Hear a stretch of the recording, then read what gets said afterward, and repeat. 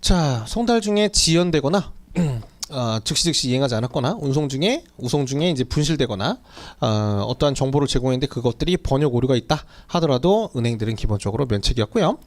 불가능적인 사유로 인해 가지고 업무가 지연되거나 업무가 이행되지 않았다 하더라도 은행들은 면책이었던 걸로 기억합니다. 이 모든 것들이 다 있었던 것들은 은행들이 안전하게 그 추신 거래에 개입하는 것들을 보장해 주기 위해 가지고 URC에 적혀 있는 부분들이었고 해서 일견 불합리하다고 볼 수 있겠지만 그럼에도 불구하고 이러한 부분들을 개런티해 주지 않아 버리면 추심 거래 은행들이 추심이라고 하는 절차들을 취급하지 않기 때문에 우리가 담보해 주고 있는 부분들이었던 걸로 기억합니다. 시종처리로 문제로 나오기에도 나쁘지 않은 문제였죠.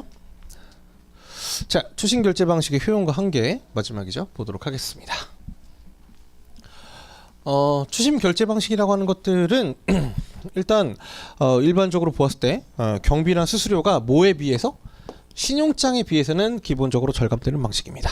추심에 비해서 다른 결제 방식에 비해서라고 하기에는 조금 작아요. 조금 약해요. 예를 들면 뭐 TT 방식이나 이런 것들이 은행 경비나 수수료라고 하는 것들이 더 절감되죠.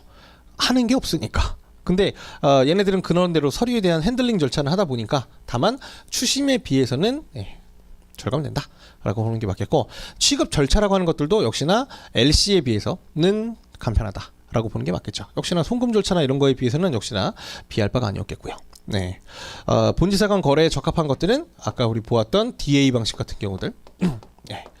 DA 방식 통해 가지고 그런 거래 기간을 늘려버리면 대금회수 기간들을 상당 부분 뒤로 낮춰줄 수 있죠.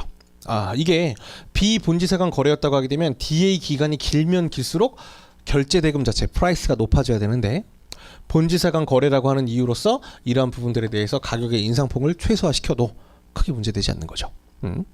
뭐 그렇게 하다 보니까 이게 본지사 간 거래에 굉장히 적합한 결제 방식으로 우리가 인식하고 있습니다.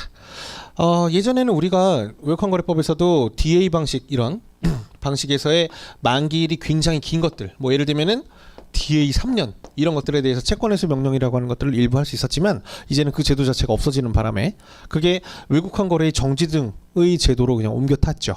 그러다 보니까 DA 기간이 길다는 것만으로 채권회수 명령을 때릴 수는 없겠고요. 그것들이 우리나라의 어떠한 급격한 변화에 휩쓸려 가지고 적용될 여지가 있는 경우에 한해서만 이런 것들에 대한 채권회수 명령을 할 수 있게 제도가 완화되었습니다. 하기 때문에 본지사 간 거래에서 이런 것들을 더 잘할 수 있게 열어준 거죠. 자, 두 번째로 한계 보시면요, 일반적인 한계 보고 계십니다. 일단 효용적인 부분에서는 신용장에 비해서 이제 좋다는 거 말씀드렸었고, 한계 보시면 이거는 뭐 살아있을 수밖에 없는, 그죠?